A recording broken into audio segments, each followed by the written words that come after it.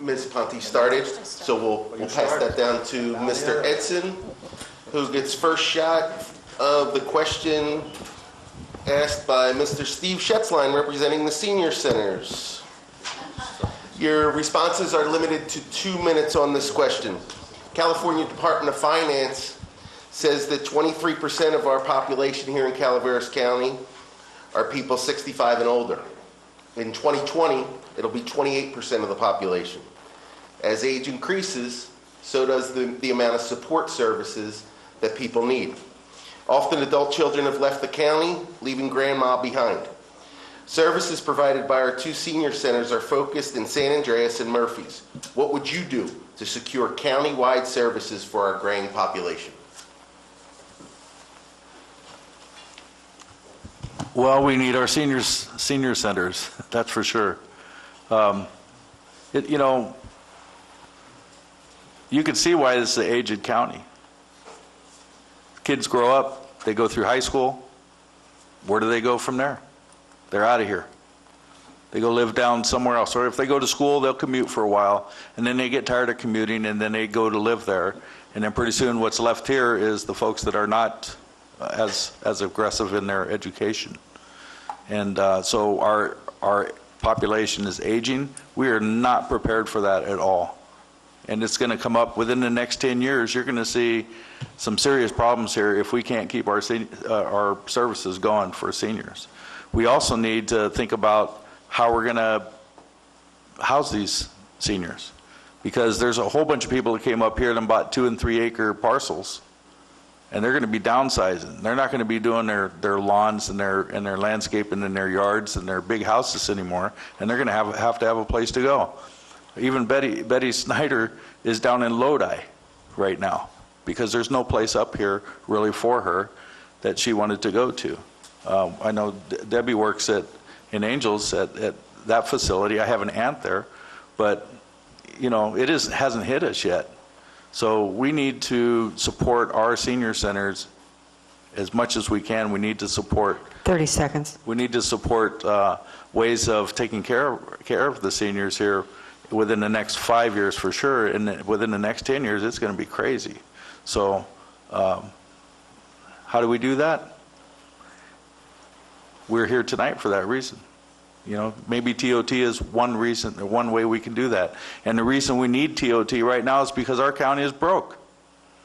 You know, so what else do you do?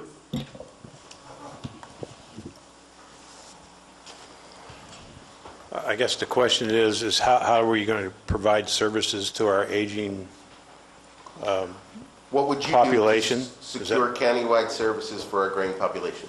Countywide services, as far as government services, your senior center, I've always been an advocate for giving money to that organization when it was available. I think for the first 3 years I was on this board during budget allocations, I voted to provide funding for that organization here in San Andreas. Dwindling funds have prevented us this year from providing any monies to that organization. I think in the coming years, at least this year, things look to be coming up as far as probably bottomed out. I see many companies coming here that are looking to put in shops here, manufacturing shops here, retail stores here. I think what we need to do at that point is facilitate them, help them relocate here, help them open their businesses here to keep the youth here and to keep the tax dollars here so we can fund those organizations that the senior center that here. And so my opinion is we need to facilitate more economic development here in this county to provide the services needed by our aging population.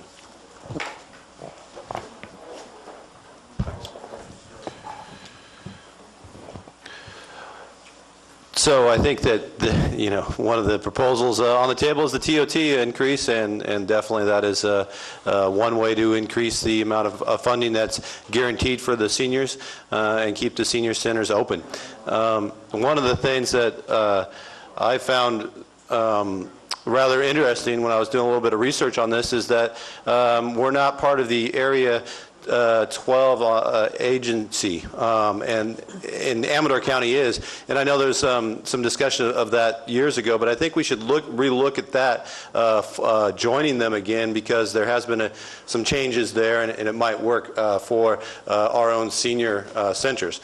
I know that there's programs like Meals on Wheels, actually, that is ran out of the Amador Senior Center, that benefits local Calaveras residents. Tune of 35,000 Meals on Wheels provided for seniors in Calaveras County. I also know a program that I just learned about today or yesterday was that there's a voucher program if you're a senior in West Point area, or really anywhere, but if you sign up for it, the Cozy Cabin and the Pizza Plus, they will provide meals for seniors at just whatever you can afford. And so I think that's a really good program. And we have to continue to find ways to fund those programs, because we will have more seniors that are not going to be able to work at 30 seconds.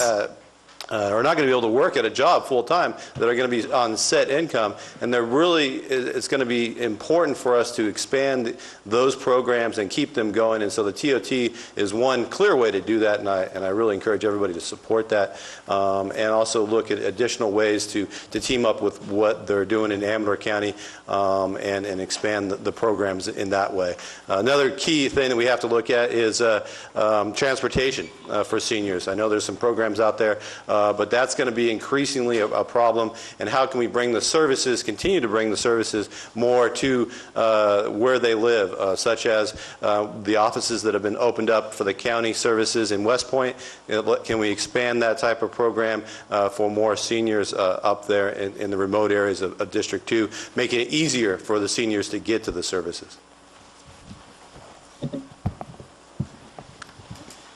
I think one of the things we face in our changing world is we keep expecting our government to do more and more for us, take more and more of our family responsibilities away from us. I know there are plenty of people that need help, and I'm not opposed to helping. I am opposed to raising taxes to try to provide more and more. I mean, I would love to give everyone a big, beautiful Cadillac to drive themselves to wherever, or to have a chauffeur drive them. But we've got to be realistic in what we're trying to do. Yes, we need to help. We've got a growing population of senior citizens, and some of us will be there quicker than others. I'm looking forward to it. I want to rest a little bit. But we've got to understand what we're asking our government to do and why we're asking our government to do it. Every time we ask for increased services or more services, it's got to come off the back of someone, and that's the taxpayers. I'm not opposed to helping people. You see it all around you. Our communities are great in helping one another, and it's a heavy burden for them. But I don't know anyone that doesn't enjoy helping someone else. I think we just need to be very careful on what we're trying to provide and what we're taking away from the family's responsibilities. It's not the government's responsibility first, it's the family's responsibility first, and we need to make sure that happens. 30 seconds.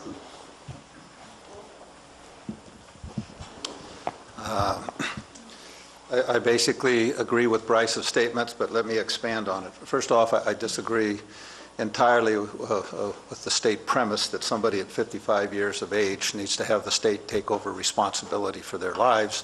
I look at Pat McGreevy there, and quite frankly, if the county government or any government came in and told Pat how to live his life because he's over 55 years of age, I don't think he'd be very happy with that. I'm 67. I'm more than capable of taking care of myself. I don't need the government to take care of me. If you look around and you say, well, what are we going to do about an older population? Well, number one, it comes down to family. It starts there. Then it goes to charitable organizations, whether it's churches, et cetera. We have programs so people can stay in their house. We have houses. We have reverse mortgages. We have Meals on Wheels. We have those kinds of programs. It's fine to have senior centers. I have nothing negative to say about senior centers. But, you know, if you look at the senior population as a population, obviously there are exceptions within the population. They're the wealthiest population in the nation. And as you get older, you tend to have accumulated wealth. Your house is paid for. You've got, you have savings, et cetera.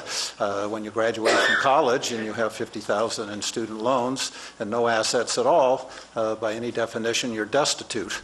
But when you get older, most people when they get older are not destitute, and they take care of themselves, and the family helps take care of them. And we have convalescent hospitals. 30 seconds. Debbie runs an assisted living facility that has seniors in it. There's great number of resources out there to take care of seniors at the point in time they need outside care, and that's a different point in time for people. Everybody doesn't need outside care and move into an assisted living facility when they turn 55. That's an absurdity.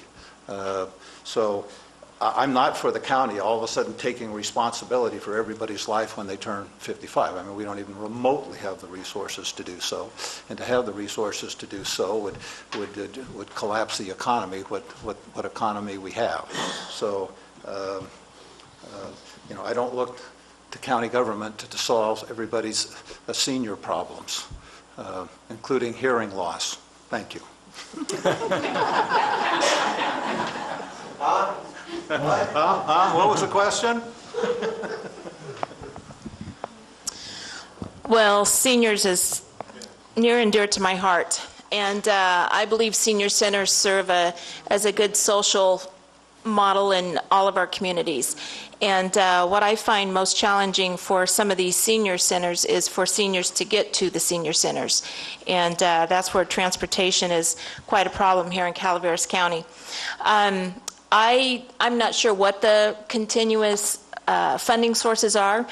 Most seniors I talk to really don't want any kind of government influence or government financing for these kinds of things. They look at being able to take care of themselves and to raise their dollars to keep these centers open, things along that line. But what I do look at our aging population is that, when I look at things like transportation, that's a real serious problem for a lot of our seniors. At some point they lose the ability to drive and get anywhere, and they become homebound. And once you're homebound, you lose that social interaction. Most times food is difficult to come by.